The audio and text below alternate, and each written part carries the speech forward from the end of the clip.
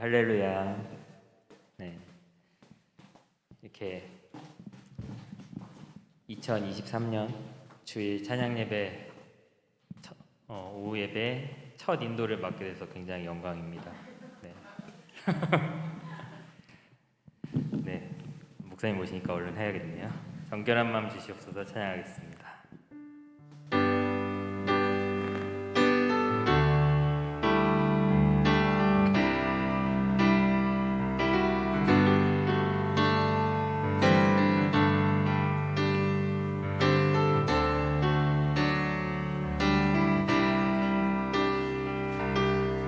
정결한 마음 주시옵소서. 정결한 마음 주시옵소서. 오 주님, 정직한 영을 새롭게 하소서. 정결한 마음 주시옵소서. 오 주님, 정직한 영을 새롭게 하소서. 나를 주님 앞에서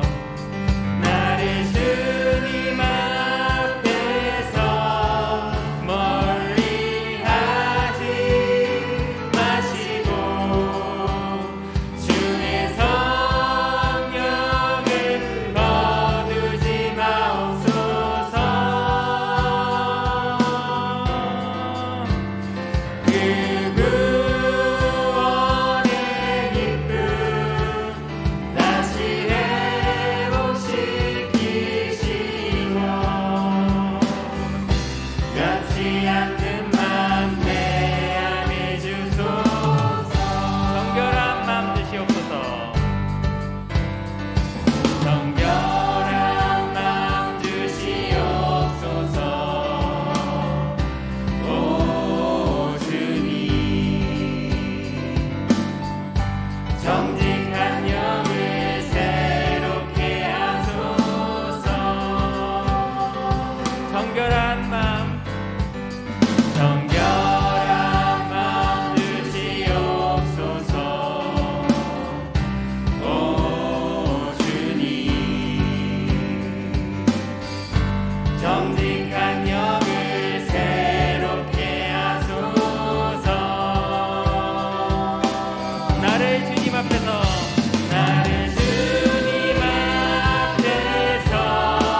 멀리 하지 마시고 주의 성령을 거두지 마옵소서. 그 구원의 기쁨 다시 회복시키시고 변치 않는 맘 내 안에 주소서. 그 구원의 기쁨, 그 구원의 기쁨 다시 회복시키시고 변치 않는 맘 내 안에 주소서.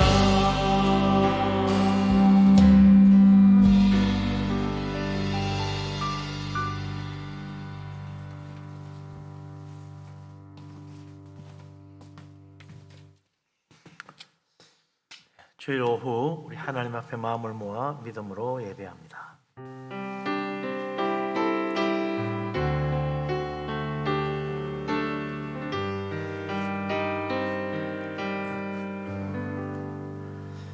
여호와 우리 주여, 주의 이름이 온 땅에 어찌 그리 아름다운지요. 주의 영광이 하늘을 덮었나이다. 주의 손가락으로 만드신 주의 하늘과 주께서 베풀어 두신 달과 별을 내가 보오니 사람이 무엇이기에 주께서 그를 생각하시며 인자가 무엇이기에 주께서 그를 돌보시나이까.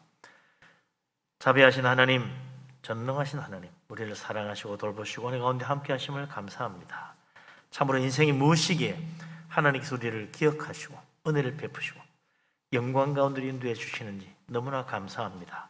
오늘도 하나님 앞에 예배합니다. 특별히 23년 새해 첫 주일 오후 예배 하나님을 찬양하며 하나님 앞에 나아갑니다. 우리 모두에게 성령의 큰 은혜를 베풀어 주시고 영으로 진리로 예배하며 찬송하며 우리 하나님 이름을 부르며 주님 만나는 복된 예배가 되게 하여 주옵소서. 예수 그리스도 이름으로 기도합니다. 아멘.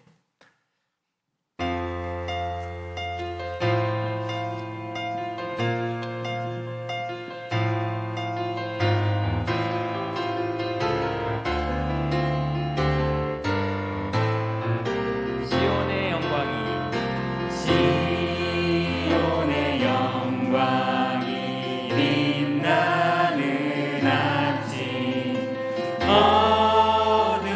어둡더니 땅이 밝아오네. 슬픔과 애통이 기쁨이 되니 시온의 영광이 이서오네. 시온의 영광이 빛나는 아침 매였던 종들이 돌아오네. 오래전 선지자 꿈꾸던 복을 만민이 다같이 누리겠네. 아멘.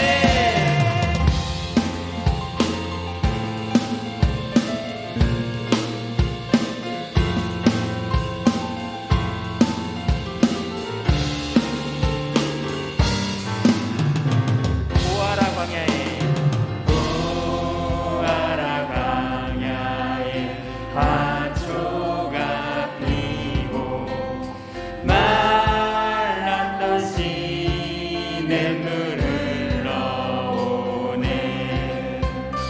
이 산과 저 산이 마주쳐 울려 주 예수의 종을 찬송하네. 땅들아 바다야 마른 섬들아 찬양을 주님께 드리어라. 싸움과 죄악이 가득한 땅에 찬송이 하늘에 사무치. 싸움과 죄악이 가득한 땅에 찬송이 하늘에 사무치. 싸움과 죄악이 가득한 땅에 찬송이 하늘에 사무치네. 아멘. 주 안에 있는 나에게 딴 근심이 있으랴. 십자가 밑에 나가 내 짐을 풀었네. 그 두려움이 변하여 내 기도 되었고 전날의 한숨 변하여 내 노래 되었네. 주님을 찬송하면서 할렐루야 할렐루야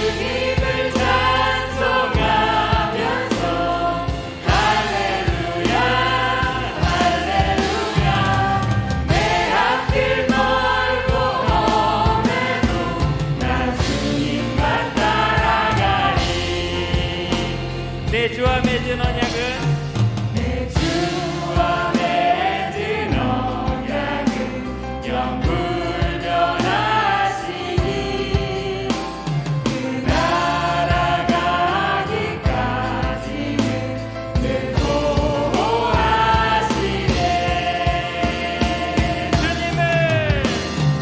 주님을 찬송하면서 할렐루야 할렐루야 내 앞길 멀고 험해도 나 주님만 따라가 주님을 찬송하면서 주님을 찬송하면서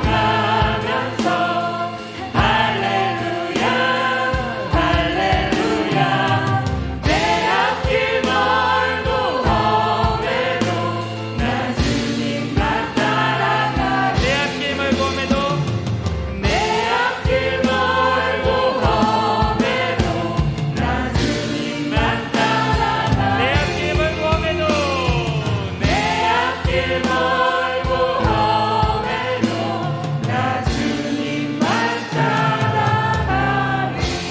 올 한 해도 우리를 인도하신 주님께 우리 박수로서 영광 올려드립니다. 아멘.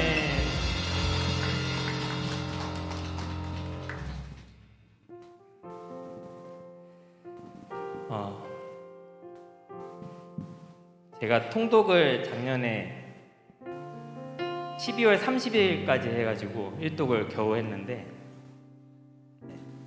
처음에는 2독, 3독 해야겠다 이렇게 생각하고 의욕적으로 하다가 빠지는 날이 많으면서 나중에 막 20절씩 읽고 그러다 보니까 이제 묵상이라기보다는 노동이 됐거든요. 네. 부끄러운 얘기지만 이런 말씀을 드리는 건 올해 한 해의 목표 이미 세우셨을 수도 있겠지만 많은 성경책을 많이 읽는 것도 좋지만 매일 읽었으면 하는 마음이 좀 들었어요. 그래서 이 곡을 뽑은 것도 어제처럼 그제처럼 주님을 섬기면서 한 해를 보냈으면 좋겠다 이런 마음으로 선곡을 했는데 그런 마음으로 네, 함께 불러봤으면 좋겠습니다.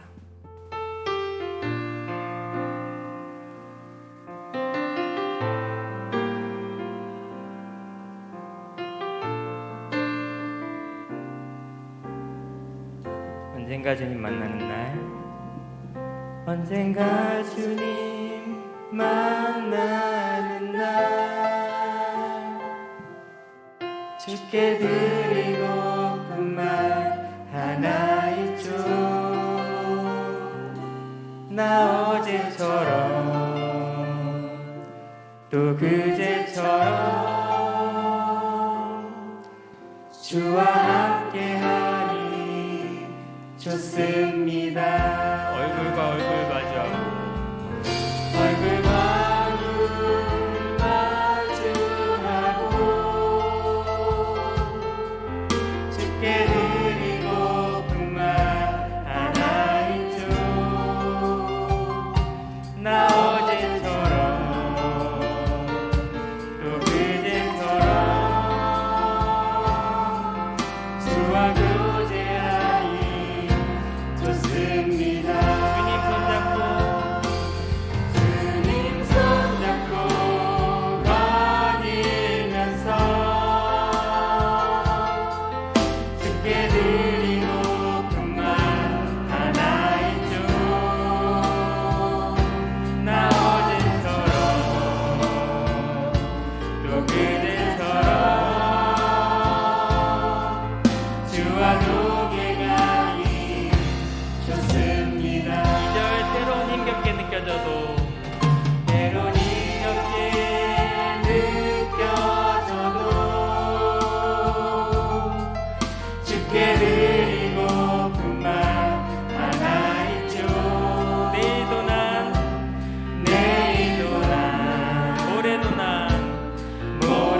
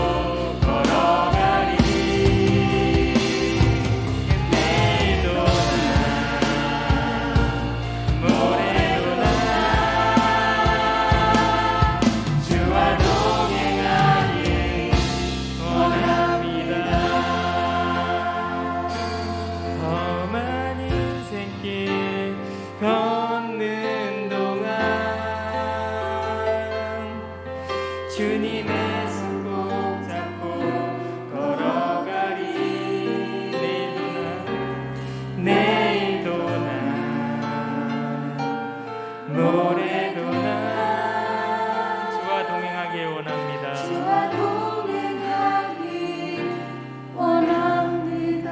마지막으로 내일도 난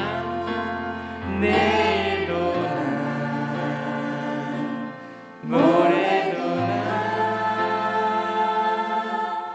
주와 동행하길 원합니다.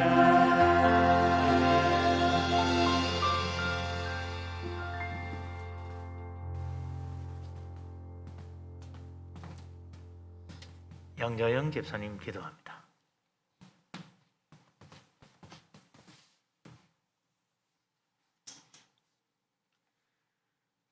참 소망이시고 생명이신 하나님 아버지, 저희에게 새해를 허락하사 하나님 앞에 예배하고 찬양하게 하심을 감사합니다. 하나님은 홀로 높으시고 홀로 찬양받기 합당하신 분입니다.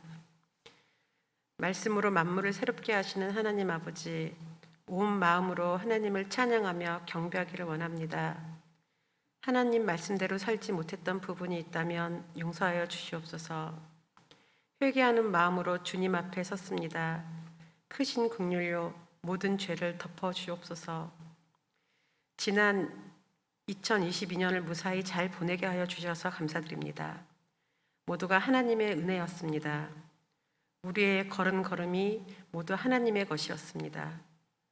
새해에는 하나님을 닮아가는 목표를 삼고 주님과 늘 동행하는 한 해가 되기를 원합니다. 마음과 생각이 닮고 삶과 행위가 그리스도를 닮아가게 하옵소서. 이기적인 삶이 아닌 이타적인 삶을 살고 욕심이 아닌 헌신과 사랑을 실천하게 하옵소서. 거짓이 아닌 진실과 진리의 삶을 살게 하옵소서. 교회를 위해 기도합니다. 코로나로 인해 위축되었던 우리의 예배가 더욱 크게 올려드리는 찬양과 기도가 있게 하시고 다쳤던 복음의 전도에도 열심으로 행하게 하소서. 새해를 맞이하여 교회에 새로운 일꾼을 세우셨으니 맡은 직분과 소임에 충성을 다하여 섬기고 봉사하는 한 해가 되게 하시옵소서. 또한 모든 성도들 삶 속에 어둠은 사라지고 밝고 빛난 한 해가 되게 인도하여 주시옵소서.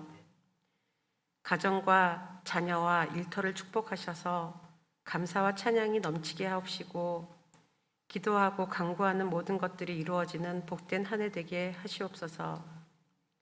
질고를 지고 힘들어하는 이들에게는 위안과 평안을 주셔서 하루속히 새 힘을 얻어 다시 일어설 수 있는 한 해 되게 축복하여 주시옵소서. 단위에서 말씀 전하시는 구역절 목사님에게 영력과 건강을 더하시고 성령님께서 함께 하셔서 전해주시는 말씀이 예배에 참석한 모든 성도들에게 은혜에 충만한 시간이 되게 하여 주시옵소서. 이 예배를 돕는 귀한 손길들이 있습니다. 기억하여 주시고 마음과 정성을 다하여 준비한 시토스 찬양단의 찬양을 기쁘게 받으시고 듣는 모든 이에게 은혜의 시간이 되게 하옵소서. 새해를 시작하는 첫 주일 하나님께 드려지는 예배를 기뻐 받으실 줄 믿사오며 예수 그리스도의 이름으로 기도드렸습니다. 아멘.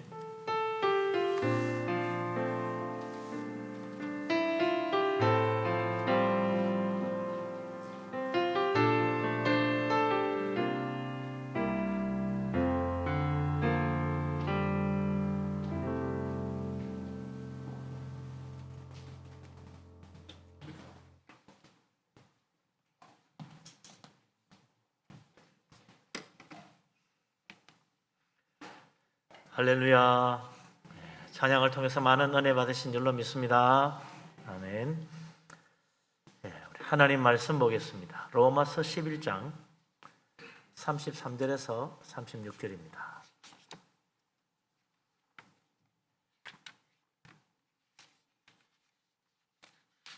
로마서 11장 33절에서 36절 말씀.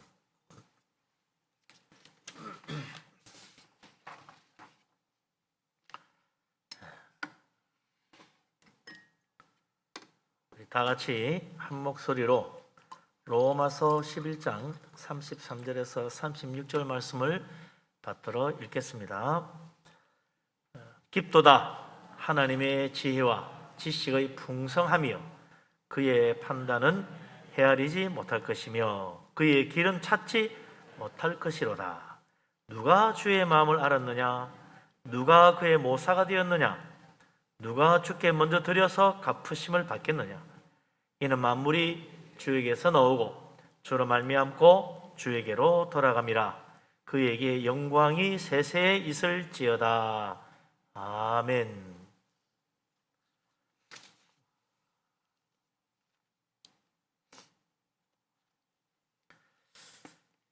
우리나라 제일 높은 데서 이 나라 다스리는 분이 누굽니까? 대통령이죠. 대통령. 대통령이 우리나라 모든 정책을 결정하는 최종 결정자입니다. 대통령 뜻대로 이루어지는 거죠. 물론 대통령이라고 자기 마음대로 하지는 못합니다. 국민들의 뜻을 살펴야 되죠. 마음대로 했다가는 옛날 우리나라 초대 대통령 이모 대통령처럼 중간에 하야할 수도 있고 또 박모 대통령처럼 끝까지 못 가고 중간에 내려와야 될 수도 있어요. 그래서 국민들의 눈치를 잘 살펴야 됩니다. 아무리 최고의 권세와 권력을 가졌다 그래도 자기 마음대로는 못하는 거죠. 그래서 우리나라 대통령 제도가 그렇습니다. 그래도 우리나라 대통령 워낙 권력이 세서 세계에서 제일 권세가 강한 대통령 중에 하나입니다. 그런데 우리나라만 아니라 온 세상 모든 나라를 다스리는 분이 계신다. 한 나라만 다스려도 대단한데 세상 모든 나라를 다 다스리는 분이 계십니다. 우리 하나님이죠. 하나님, 이 세상 모든 것을 다스리시는 전적인 권세를 가진 분이다. 그래서 하나님 뭐라 그럽니까? 왕이라. 하나님 왕이라 그래요. 세상 모든 일은 왕이신 하나님의 뜻대로 다 이루어집니다. 그런데 우리는 이 세상 다스리시는 하나님의 뜻을 잘 모릅니다. 다 알면 얼마나 좋겠어요. 잘 몰라요. 지금 하나님이 도대체 무슨 생각을 가지고 이 세상을 다스리고 있는지 모릅니다. 왜 코로나19 이렇게 몇 년 동안 계속하고 있을까? 왜 저 우크라이나 전쟁은 1년 다 넘도록 저렇게 계속되고 있을까? 언제 끝날까? 몰라요. 왜 하나님이 이런 전쟁을 일으켰는지, 그 때문에 우리가 또 고생하고 물가도 오르고 난리가 나고 왜 이럴까 하나님? 도대체 무슨 뜻입니까? 몰라요. 앞으로 그럼 또 어떻게 될 것인지 그것도 몰라요. 하나님이 세상 어떻게 다스릴지 앞으로 우리 흔히 하는 말로 내일 일을 모릅니다. 한치 앞으로 모릅니다. 하나님이 하시는 미래 알면 얼마나 좋겠어요. 그럼 미래 예언가 이래 되겠죠. 모두 내한테 와서 앞으로 어떻게 될지 묻겠습니다만 몰라요. 우리는 몰라. 왜 우리는 지금 이 세상 일어나는 일도 왜 이렇게 일어나는지 모르고 앞으로 또 어떻게 될지 왜 모를까? 그건 세상 모든 일이 100% 전적으로 하나님의 뜻에 달리기 때문에 그렇습니다. 조금이라도 우리 의견이 반영된다면 하나님 우리 투표해가지고 이렇게 해주세요. 이렇게 하면 그래 그럼 그렇게 해야지. 이렇게 하면 좋겠는데 그게 아니요. 이건 다수결도 아니고 3분의 2도 아닙니다. 오직 하나님 뜻이에요. 그게 하나님 왕이라는 거죠. 우리는 이 세상 일만 아니고 우리 인생도 그래요. 내 인생 내 마음대로 내 원하는 대로 하는 것 같지만 천만에 내 인생도 내 마음대로 안 됩니다. 누구 뜻대로 돼요? 하나님의 뜻대로 돼요. 우리 인생을 다스리는 분도 하나님입니다. 지금 내 인생에 왜 이런 일이 일어나는지 우리는 잘 몰라요. 앞으로 내 인생이 어떻게 될지도 몰라요. 세상만 모르는 게 아니라 한간 내 인생도 모르네. 그렇습니다. 왜 그러냐면 내 인생도 하나님의 뜻에 달려있기 때문에 우리 마음대로 안 되고 내가 모르는 거예요. 딱 하나, 이 세상도 우리 인생도 앞으로 어떻게 될지 분명히 아는 거 하나는 있습니다. 그게 뭡니까? 내 뜻대로 되는 게 아니고 하나님 뜻대로 된다. 그건 아는 거지. 하나님 뜻대로 된다. 근데 어떻게 될지는 모르죠. 구체적으로 몰라요. 그래서 우리는 이것을 뭐라 그러느냐? 이걸 통틀어서 하나님의 섭리라. 좀 어려운 말로 신학적으로 하나님의 섭리라. 하나님의 섭리라는 말은 하나님의 다스리심, 하나님이 이 세상을 다스리는 뜻이다, 그런 뜻이죠. 이 세상도 우리 인생도 하나님의 뜻대로 다스립니다. 그걸 섭리라 그런다 이거죠. 하나님의 섭리를 알면 좋겠는데 잘 모르는 거죠. 특히 구체적으로 무슨 일이 일어날지 몰라요. 앞으로 우리나라가 언제 몇 년에 통일될지 알면 너무 좋겠는데 모릅니다. 하나님의 섭리하시는 뜻에 달려 있어. 중국이 저렇게 하는데 과연 미국보다 더 강한 나라가 될지 우리는 모릅니다. 하나님 섭리에 달려서. 이러다 진짜 중국하고 미국 전쟁 나는 거 아니야? 모릅니다. 하나님의 섭리에 달렸어. 그제 방음 터널에 불이 나가지고 끔찍하죠. 와, 그럼 저게 영화야 뭐야? 너무 끔찍해요. 불지옥이더라고 완전히. 그런 일이 일어날 줄 누가 알았겠습니까? 아무도 몰랐어요. 어떻게 합니까? 우리는 정말 한치 앞을 몰라. 그뿐만 아니라 예수님 언제 오실지 몰라요. 다 하나님의 뜻에 달려있다 이거지.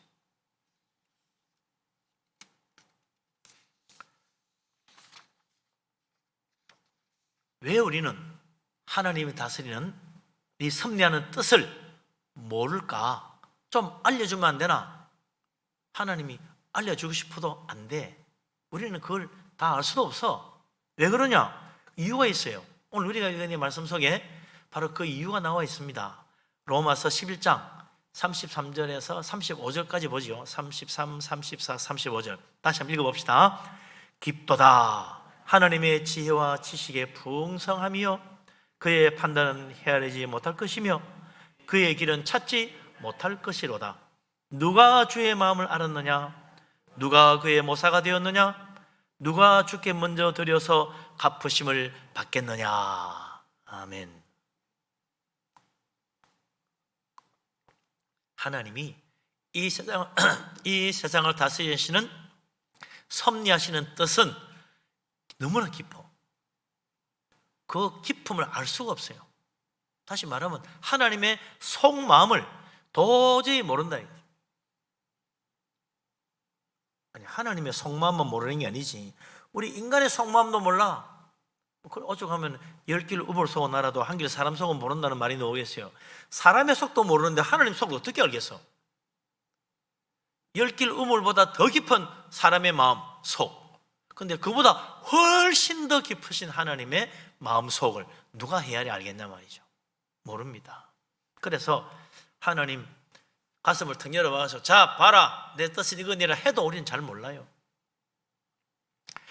하나님의 지식과 지혜가 얼마나 풍성한지 어마어마하다. 하나님의 지혜가 어마어마하고 하나님 지식이 너무나 많아서 우리는 그것을 다 헤아릴 수도 없고 다 배울 수도 없어. 100년을 살면서 배워도 몰라. 아니 1000년을 산다 한들 우리는 하나님의 그 뜻을 다 헤아릴 수 없고 하나님의 생각을 다 깨달을 수가 없어요. 그래서 하나님 전지전능하신 하나님, 광대하신 하나님, 너무나 위대하신 하나님이라 알 수가 없다 이거죠. 요즘 좋은 거 있잖아요.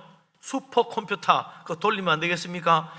몇백 년 걸리던 계산도 슈퍼컴퓨터 돌리면 그 1시간이면 답이 탁 나온다는데 슈퍼컴퓨터로 한번 돌려가 하나님 생각이 뭔지 알아보자. 슈퍼컴퓨터 1000대 만대가 돌아가도 안 됩니다. 요즘 또 AI 컴퓨터가 나와가지고 그게 더 좋잖아요. AI 컴퓨터 수천 대가 와도 안 된다 이거죠. 하나님의 놀라운 섭리, 다스리시는 지혜와 능력, 우리는 죽었다 깨어나도 못 따라가요. 그래서 하나님 알려준다 해도 아이고 나 평생 배워도 모르겠어요. 그래요. 알 수 없어요. 하나님의 그 기쁘심을 어떻게 다 알겠냐. 그래서 우리는 하나님의 마음과 생각을 알 수 없기 때문에 에이 될 대로 되라 이러면 안 되는 거죠. 하나님의 섭리하시는 뜻을 모르기 때문에 해야 될 게 하나 있어요. 그게 뭐냐니까 하나님 믿고 하나님께 맡기는 겁니다. 하나님이 다 하시니까 하나님께 믿고 맡겨야 돼. 그런데 많은 사람들이요 하나님 못 믿는 거야. 하나님께 맡겼다가 잘못되면 어떻게 되느냐. 하나님께 맡겼다가 내 인생 이상하게 되면 안 된다고. 내 알아서 하겠다고 하나님 딱 끊어버리고 자기 마음대로 살아가는 사람이 너무 많아요. 하나님 믿으라고. 하나님이 다 하시니까 우리는 한 치 앞도 모르는데 네가 그래 큰 소리 치고 나가지고 되겠냐? 하나님 의지해라 해도 아이고 됐다고 내가 알아서 한다고. 하나님 안 믿고 하는 사람 너무 많아요. 내 마음에 안 든다는 거지. 내 인생 하나님께 맡겼다가 내 생각하고 달라지면 곤란하다는 거예요. 그렇게 참 못 맡기는 어리석은 마음들. 우리 하나님 그럼에도 불구하고 맡기라고 하는 이유가 뭐냐?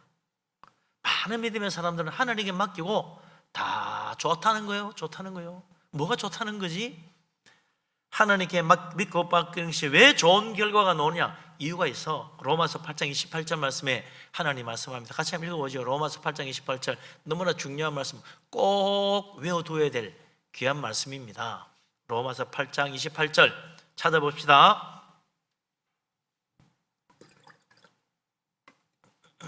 찾았습니까?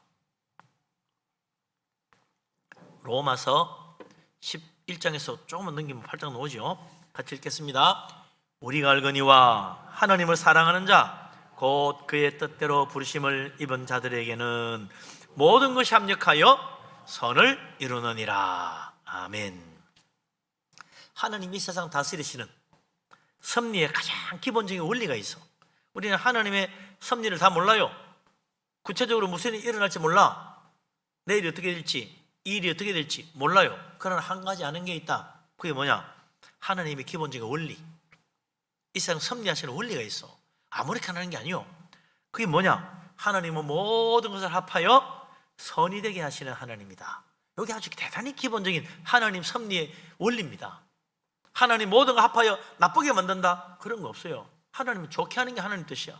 그래서 천지를 창조하실 때도 땅이 혼돈하고 공허하고 흑암이 깊음 위에 있고 뭐 엉망진창이야.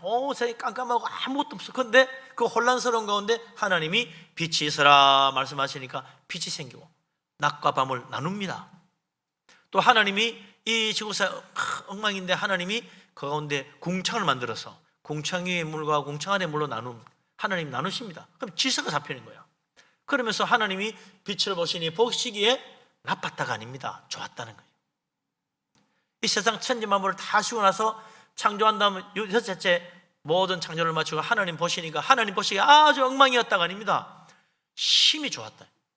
하나님은 모든 것을 합하여 뭐가 되게 하신다고요?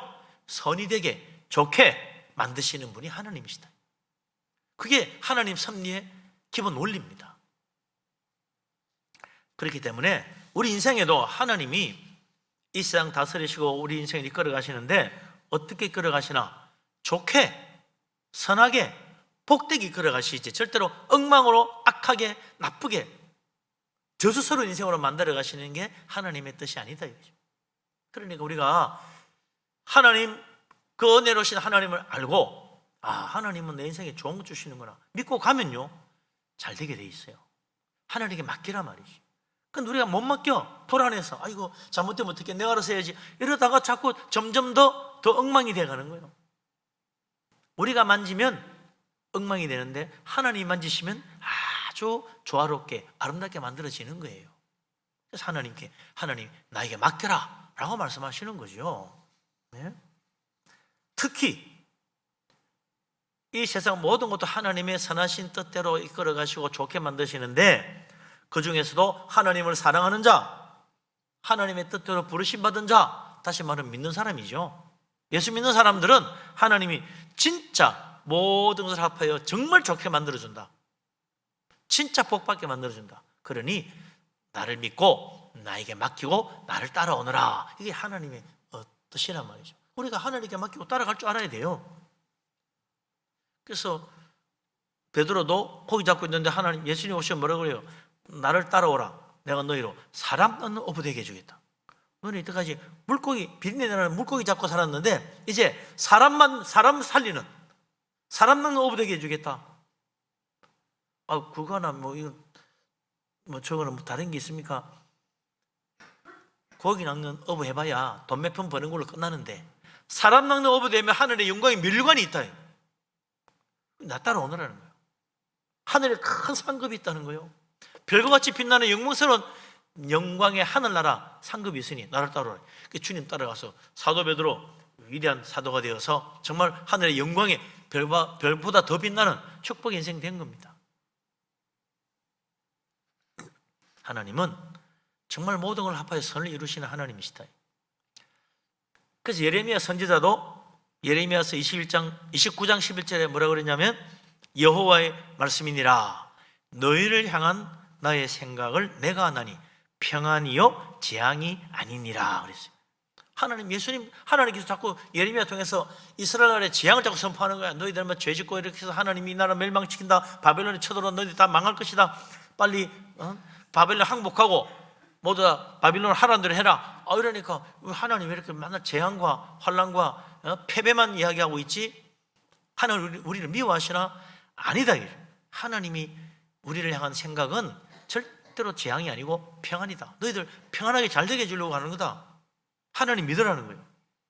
너희에게 미래와 희망을 주는 것, 그게 하나님의 뜻이다. 지금 너희들 엉망이다. 죄 때문에 지금 엉망이다. 바빌론에 패배할 수밖에 없다. 그러나 내 말을 듣고 바빌론을 항복하고 바빌론 따라가면 하나님이 너희 미래에 희망을 주고 복을 주려고 한다. 나를 믿고 따라가라.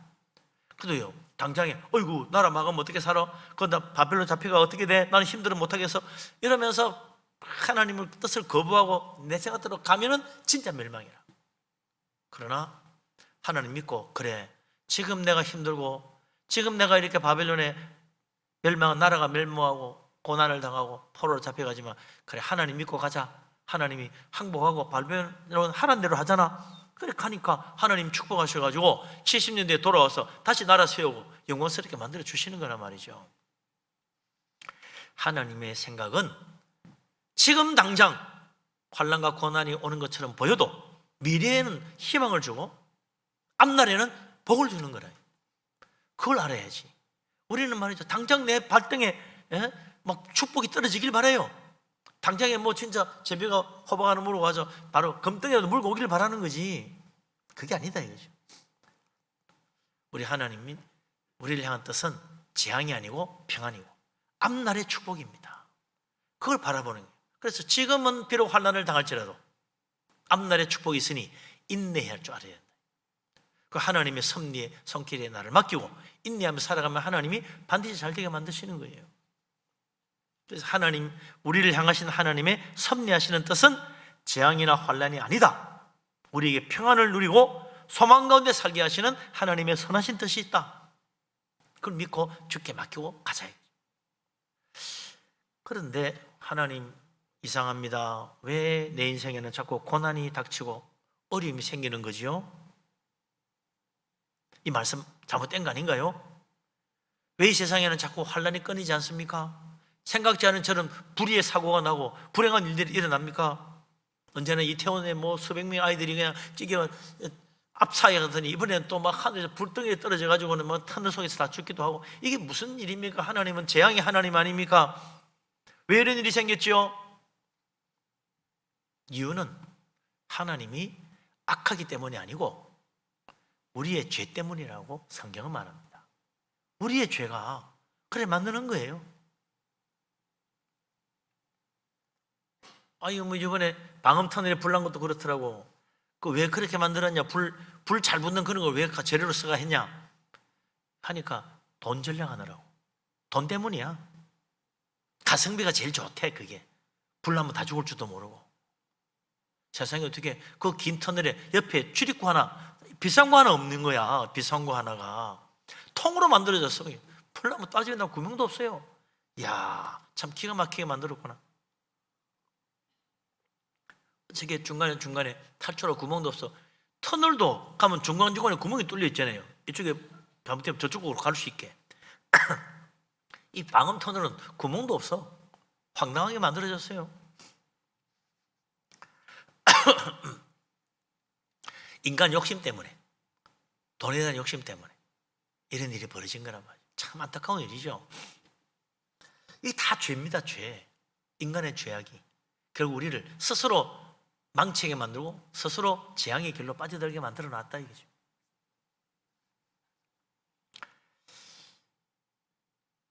그 죄악에 대해서 하나님은 반드시 심판하십니다. 그러니까 돈밖에 모르니 돈 전략하니까 돈 때문에 고생하게 만들고 돈 때문에 재앙당하게 만드는 거야. 우리 욕심에 가면 그 욕심 때문에 하나님이 우리를 그 욕심에 벌을 받게 만드신다고. 죄가 문제입니다. 그래서 우리가 이 하나님의 은혜를 깨달아야 돼요. 아, 하나님은 우리를 축복하시고 잘되게 만드시는데 우리 욕심을 따라가면 안 되는구나. 하나님의 선하신 뜻을 깨달아야 되는구나. 믿음으로 주님 따라가야죠.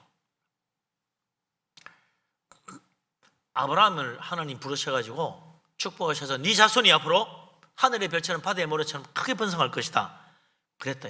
그러면서 하나님 뭐라고 하냐면 단 그렇게 되는 조건이 하나 있어. 400년 동안 애굽에서 너희들이 노예가 되고 고난을 겪은 다음에 큰 민족이 되어 나온다는 거예요. 아니 그런 거 없이 그냥 바로 복 받으면 안 되나요? 그 당시에 아브라함의 자손들이 그 짧은 기간에 큰 민족을 이룰 만한 곳은 애굽밖에 없어. 그걸로 가는 거예요.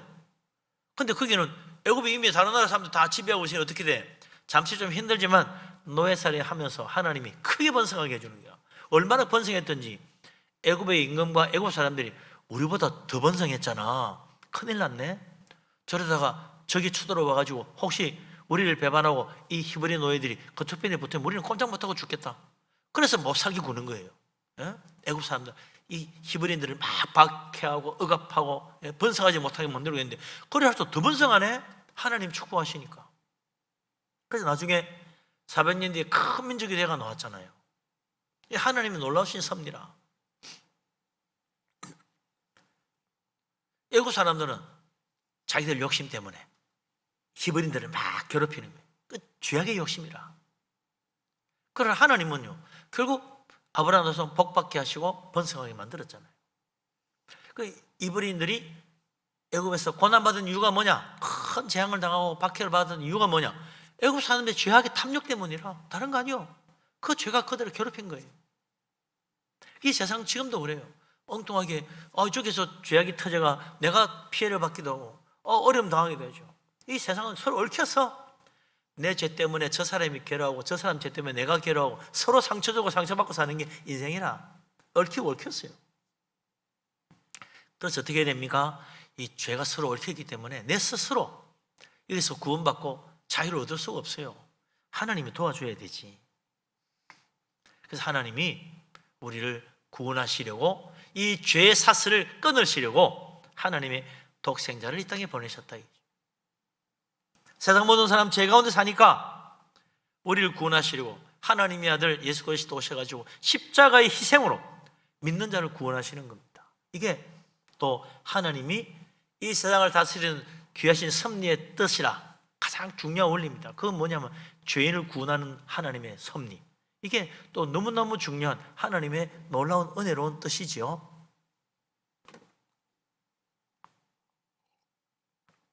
우리 생각에는 하나님이 의인을 구원해야지 왜 죄인을 구원하지? 착한 사람 구원해야지 못된 사람들을 왜 구원하지? 진실하고 정직한 사람 구원해줘야지 아니 거짓말도 잘하고 못된 인간들을 하나님 왜 구원하시나? 그러니까 야곱같이 거짓말 잘하고 잘 속이던 사람도 하나님 축복하셔가지고 그를 청대하게 해줘서 믿음의 조상이 돼서 아니, 그런 사람도 믿음의 조상이 되네. 그래요. 믿는 자에게 하나님 은혜를 베푸시는 거지. 왜 하나님이 의인을 구원하지 않고 정직하고 진실한 사람을 구원하지 않고 죄악되고 거짓된 사람, 죄인들을 구원하실까? 이유가 있지요. 이 세상 모든 사람이 다 죄인이기 때문에 그렇습니다. 더구나 이 세상 자체가 죄악으로 가득해. 그래서 죄 가운데 태어나서 죄 가운데 사니 의인은 하나도 없어요. 단 한 명이라도 의인이 있으면 하나님 구원하시겠는데 안 돼. 아이, 하나님 알아나 봤습니까? 알아봤지. 소돔과 고모라 때 하나님이 의인 10명만 있으면 구해주겠다. 안 되는 거야. 그 소돔 고모라에 몇만 명이 살아도 의인 10명을 못 구했어요. 멸망받았어요. 10명, 그 너무 많지 않습니까? 10명. 아니 뭐 몇만 명 중에 10명도 많다 그러면 안 되지. 그럼 어떻게 해요? 그럼 한 명만 구해볼까? 예루살렘 멸망할 때, 바벨론 멸망할 때 하나님 예레미야 보고 너 예루살렘 성을 돌아가면서 의인단 한 명만 찾으면 내가 이 나라 멸망하지 않게 해주겠다 그랬어요. 그런데 예레미야가 아무리 예루살렘 거리를 돌고 돌아도 의인 한 명을 못 구합니다. 결국 예루살렘 바벨론에 멸망했다. 의인은 아니 하나도 없다. 하나도 없어요. 다 죄인이요. 누가 나는 의인이라고 컨셉 칠 수 있겠습니까? 아무도 없어요. 그래서 하나님은 의인을 구원하시는 것이 아니고 죄인을 구원하신다. 단 믿는 자를 구원하십니다. 죄인이라도 하나님 믿으면 구원하십니다. 아무리 어렵게 보여도 하나님 안 믿으면 구원 못해. 믿는 자를 구원하시는 하나님의 놀라운 섭리, 이게 하나님의 구원의 뜻이라. 하나님은 믿는 자를 구원하십니다. 하나님의 구원의 섭리요. 죄인이라도 예수 믿고 십자가 엎드리면 하나님은 다 받아주십니다. 그래서 삭개오 같은 죄인, 예수님이 야 오늘 내가 네 집에 가서 머물러야 되겠다, 하룻밤 거기 좀 자자 그랬더니 사람들이 수군거리잖아요. 아이 저 메시아란 분이 어떻게 죄인의 집에 들어갈 수가 있지? 죄인의 집에 들어갔대. 자기들도 죄인이면서. 참 인간은 뭐예요? 저 사람 내보다 더 나쁘다는 거야. 나는 거기 비해서 훨씬 낫다는 거지. 똑같은 죄인이라 50번 100번인데 뭐. 그때 삭개오 그러잖아요. 주님 제 재산 절반을 가난한 사람 나눠주겠습니다. 이 말 할 때 모자도 뒤집어지는 거지. 삭개오가 그럴 리가 있나? 절반을 가난한 사람 주다니. 나는 10분의 1도 못 나눠주는데 삭개오는 절반을 준다네? 아이고 이제 할 말이 없네. 그렇죠. 제가 속여서 빼앗은 것이 있으면 4배를 갚겠습니다. 율법에 2배만 갚으면 돼. 나 2배 갚기도 힘드는데 삭개오는 4배를 갚아주겠대. 우와 할 말이 없는 거지. 예수 믿으니까 이렇게 변화된다. 주님이 보여주신 거죠. 그래서 삭개오도 아브라함 자손이다. 하나님 축복하셨어요. 오늘 구원이 이 집에 이르렀느니라. 그런 죄인도 하나님의 은혜 받고 하나님 믿고 정말 하나님의 사랑을 따라 살아가니 하나님의 축복이 많은 거예요. 하나님의 구원의 섭리입니다. 죄인을 변화시키시는 하나님의 축복. 그게 바로 구원의 섭리죠. 누구든지 주의 이름 부르는 자, 예수 믿는 사람, 이전에 옛 사람은 죽고 새 사람으로 변화되고 썩어져가는 구습을 따르는 옛 사람 벗어버리고 새 사람으로 다시 거듭나는 축복의 인생을 사는 거죠.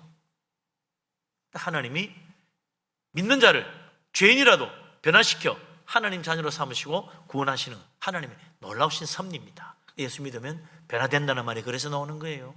달라집니다.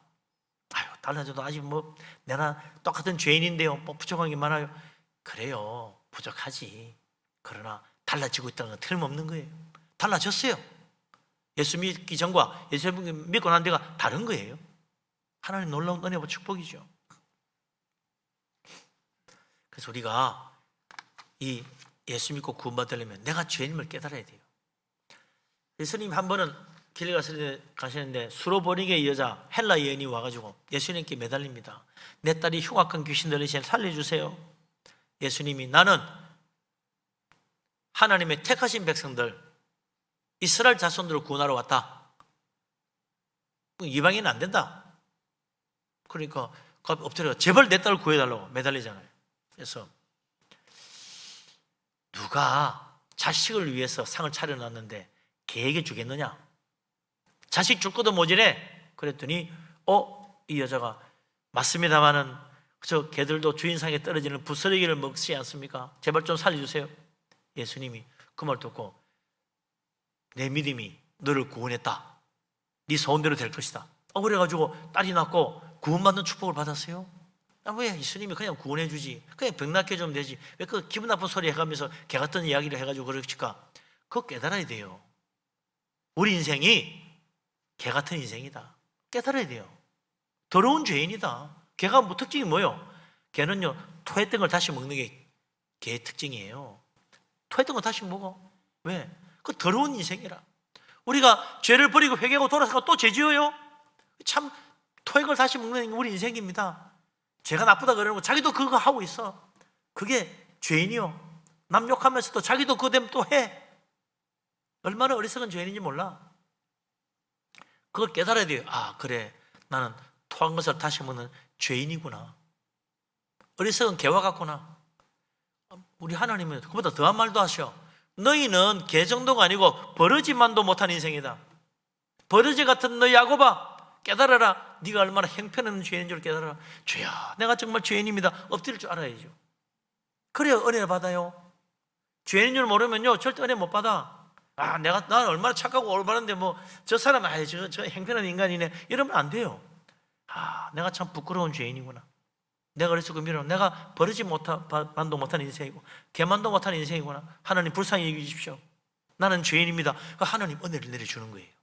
그 사람 변화시키는 거야. 아우, 버러지 같은 인생이었는데 이제는 정말 별것같이 빛나는 인생이 됐네. 전에는 정말 주인상에 떨어지는 부스러기 먹는 개 같은 인생이었는데 이제는 하나님 축복하셔 하나님의 자녀가 되게 해주셨네. 얼마나 놀라운 은혜입니까? 믿는 자를 축복하십니다. 이게 하나님의 섭리라. 그래서 죄인을 불쌍히 여기시고 죄인에게 은혜를 베푸시는 긍휼하신 하나님, 그 하나님 은혜로 구원받는 거예요. 할렐루야. 놀라운 축복입니다. 우리 다 그런 하나님의 긍휼히 계시는 은혜를 받고 구원받은 불쌍한 죄인입니다. 그러나 이제는 하나님의 자녀가 되어서 천사와 같은 모습으로 변화될 겁니다. 예수님의 영광의 모습으로 달라질 거예요. 하늘나라 가면 정말 천사도 부러워하는 축복의 자리에 간다 이거죠. 할렐루야. 이 놀라운 은혜, 하나님이 긍휼을 베풀어 된 겁니다. 이 구원의 축복이다.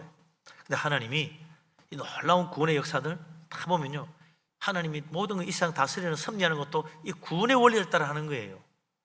그 중에 제일 대표적인 게 뭐냐? 예수님 재림의 날짜가 왜 아직도 안 오지? 2000년 지났는데 아직도 안 오네. 그 사람도 그래. 그런 거 없어. 그러니까 안 오지. 2000년 지나도 안 오잖아. 곧 온다더니. 그러니까 베드로후서 3장 8절 9절에 뭐라 그랬습니까? 하나님께는 1000년이 하루 같고 하루가 1000년 같다.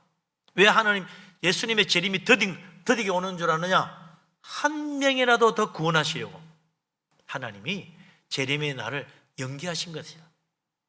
하나님이 이 세상을 곧바로 심판하지 않고 바로 예수님 이 땅에 재림하셔서 바로 택한 자 바로 데려가지 않고 왜 기다리고 계시나?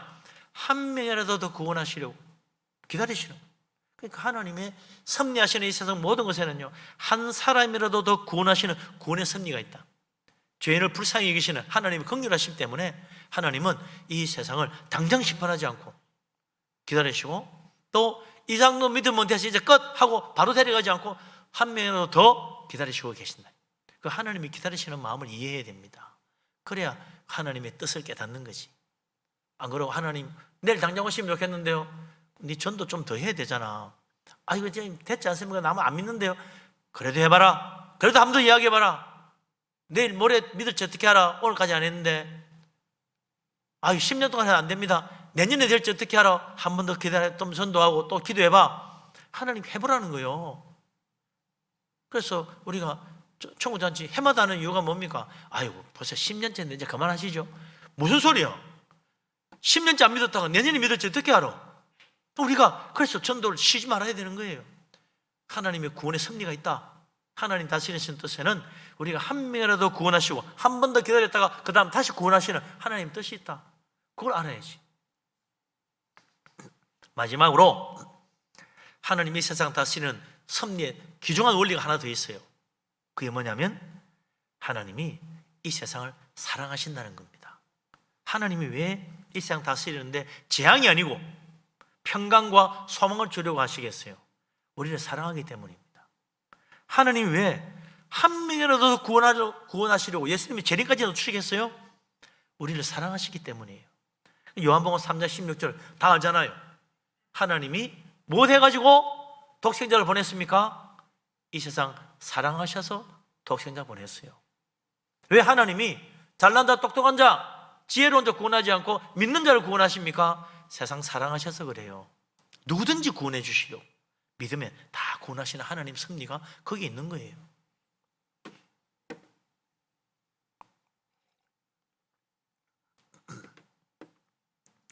그래서 하나님이 이 세상을 다스리시는 섭리의 가장 핵심 중심에 뭐가 있냐? 사랑이네. 사랑. 하나님의 사랑.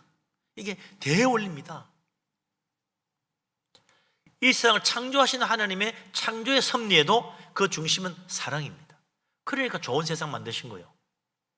아름다운 세상. 예? 정말 기가 막히게 아름다운, 이 세상을 만드신 목적이 뭐냐? 사랑, 하나님의 사랑이에요. 그래서 이 아름다운 세상을 만들어서 우리에게 맡겨주시려고 하나님이 이 세상을 만드신 거예요. 하나님이 이 세상을 지금도 다스리시는, 섭리하시는 그 다스림의 중심에도 하나님의 사랑이 있더라. 그래서 예수님 우리 그러잖아요. 내가 너희를 사랑한 것처럼 너희도 서로 사랑해라. 이게 내 새 계명이다. 주님의 계명의 중심에도 사랑이에요. 새 계명만 아니라 옛날 십 계명도 마찬가지지. 모든 계명의 중심이 뭡니까? 사랑입니다. 하나님 사랑, 이웃 사랑이라고 그러잖아요. 사랑을 알아야 돼요. 하나님의 사랑. 그래서 우리가 예수 믿고 신앙생활하는 것도요, 하나님의 사랑의 은혜를 받고 사는 겁니다. 하나님 왜 죄인을 불쌍히 여기시고 긍휼을 베푸십니까? 사랑하시기 때문에. 그 사랑의 은혜로 우리가 구원받고 천국 가는 겁니다. 그래서 우리는 하나님 앞에 갈 때요, 절대로 자기 자랑할 거 없어요. 다 하나님이 불쌍히 여기시는 긍휼을 받아서 구원받아 천국 왔으니까. 그저 감사할 뿐이지. 누가 내가 잘나서 됐다고 말할 수 있겠어요? 모든 계명의 중심도 하나님 사랑이다. 주님 주신 새 계명도 하나님 사랑이다. 사랑하라고 말한대. 그게 사랑이 모든 것의 중심이라는 거죠. 오늘도 우리가 예배하는 시간, 정말 하나님 사랑하는 마음으로 예배할 때 하나님 기뻐하시고 사랑의 은혜로 놀라운 축복을 부어주십니다. 우리의 기도를 하나님 왜 응답하십니까? 우리를 사랑하셔서 응답하시는 거지, 우리 기도에 감동에 응답하시는 게 아니에요. 착각하면 안 돼. 내가 열심히 기도했으니까 하나님 응답하신다. 천만에. 하나님 우리를 사랑하셔서 긍휼을 베풀어 응답해 주시는 겁니다. 오늘까지 우리가 건강하게 산 것도요, 내가 워낙 건강관리를 잘하잖아. 아무 소용없어요. 하나님 우리를 불쌍히 여기시고 은혜를 베풀어 긍휼히 여겨 주시니까 지금까지 건강하게 산 거예요. 우리 자녀들도 내가 워낙 자식 교육 잘 시키잖아. 그거 아닙니다. 하나님 은혜예요.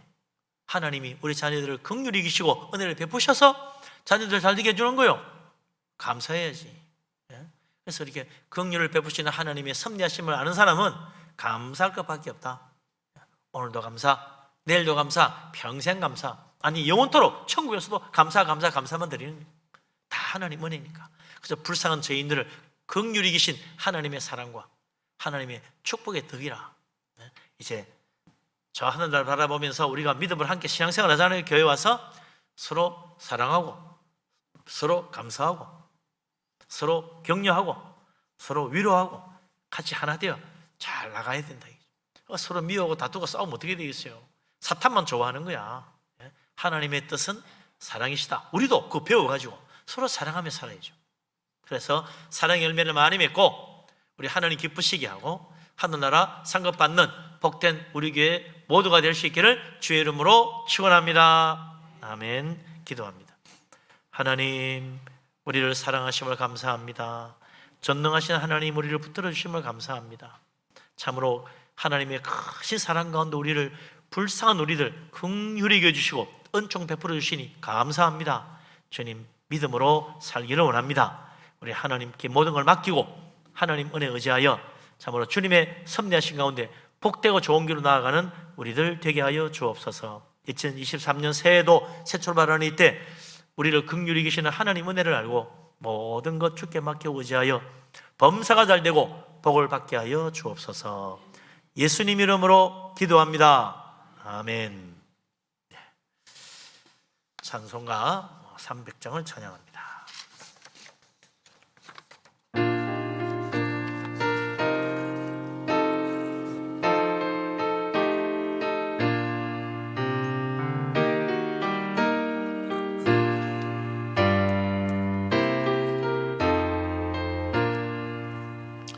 내 마음이 낙심되며 근심에 눌릴 때 주께서 내게 오사 위로해 주시네.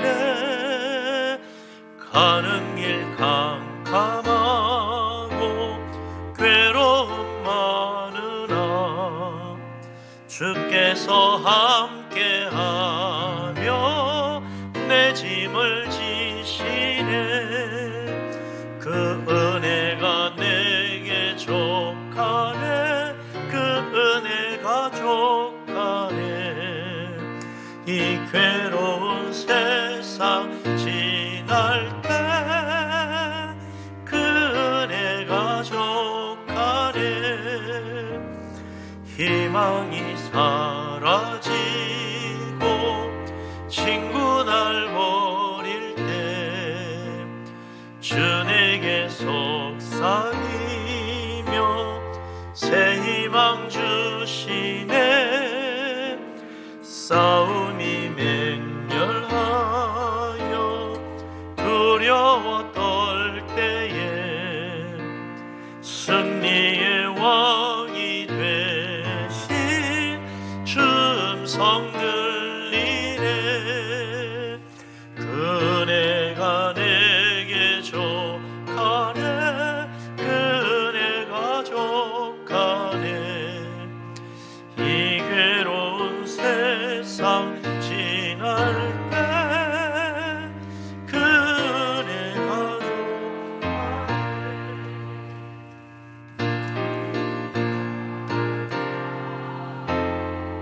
눈물이 흐를 때 주 나의 곁에 오사 위로해 주시네. 환난이 닥쳐와서 어려움 당할 때 주님의 능력이 원수를 이기네. 그 은혜가 내게 족하네. 그 은혜가 족하네. 이 괴로운 세상 지날 때 그 은혜가 족하네. 할렐루야. 아멘. 예, 감사헌금 드리신 분, 신년 감사로 여러분들이 또 예물 드렸습니다. 또 교회 학교 예물 드렸네요. 영유아부, 유치부, 중등부, 고등부, 유년부 예물 드렸습니다. 기도합니다.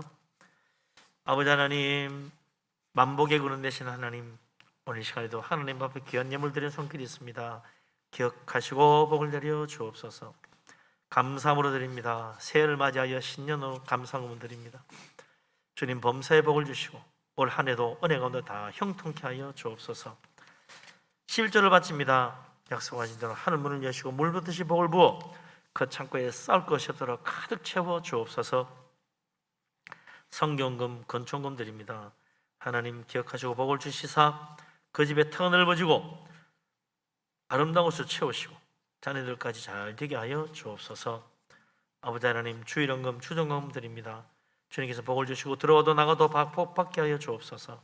특별히 교회 각 부서 예물 드립니다. 영유아부, 유치부, 유년부, 소년부, 중등부, 고등부 드린 예물들을 기뻐 받으시고 복을 내리시사 어린 자녀들, 자라가는 세대들, 우리 학생들 그들 앞길을 창대케 하시고 형통케 하시고 주님 영광 크게 돌리게 하여 주옵소서.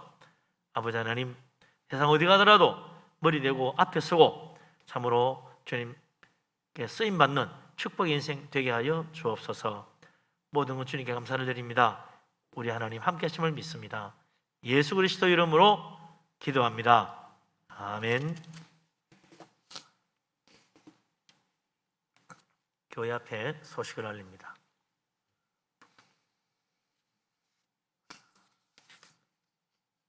내일부터 신년 축복 특별 새벽 기도입니다. 모두도 오셔서 또 새해 첫 출발 기도로 시작하시고 정말 기도가 응답받고 범사가 다 형통하게 되기를 바랍니다.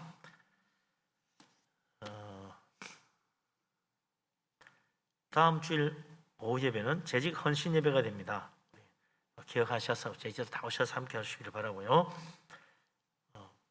각 기관 부서 회계장부를 오늘까지 재정부에 제출하라고 그랬는데 감사받기 위해서 다 준비하셔서 꼭 잘 할 수 있기를 바랍니다. 힘력 부탁합니다. 달력 안 받아가신 분 받아가시고요. 그 헌금 봉투 작년 거는 다 가져가시기 바랍니다. 꼬치는 다 가져가시고 뭐 파쇄를 하든 뭐 집에 뭐 길이 갑으로 보존하시든 그거 알아서 하시고 가져가시라는 거죠. 여기 놔두지 마시고 나머지 주보를 보시고 참고하시고 협조 부탁드립니다. 이제 서로 인사하고 축복하며 교제합니다. 반갑습니다. 사랑합니다. 축복합니다. 새해 복 많이 많이 받으시고요. 올해는 다 잘 되시기 바랍니다. 부디 건강하시고 다 평안하시기 바랍니다. 일어나십니다. 감사해요. 주님의 사랑 찬양합니다.